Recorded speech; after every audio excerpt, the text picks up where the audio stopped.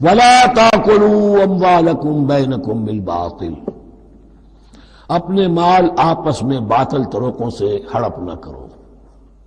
وَتُدْلُوا بِهَا إِلَى الْحُكَّامِ، اور اپنے مال کو ذریعہ نہ بناؤ حکام تک پہنچنے کا. لِتَأْكُلُوا فَرِيقًا مِنْ أَمْوَالِ النَّاسِ بِالْإِثْمِ، تاکہ تم لوگوں کے مال کو ہڑپ کر سکو گناہ کے ساتھ. وَأَنْتُمْ تَعْلَمُونَ، اور تم اس کو جانتے بوجھتے کر رہے ہو. جو شخص اس معیار سے تو اس سے باز آ گیا وہ ہے متقی.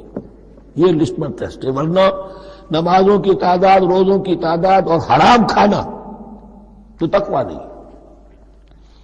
یہ میں حیران ہوتا ہوں کہ اب اس پر کبھی غور نہیں کیا ہے لوگوں نے کہ یہ آیت کہاں سے آ گئی درمیان میں. روزے کے احکام اور اس کے بعد قتال کے احکام بھی شروع ہوں گے، حج کے احکام شروع ہوں گے. یہ بیچ میں آیت. واقعہ یہ ہے کہ جیسے روزے کی حکمت کا نقطہ عروج کیا ہے؟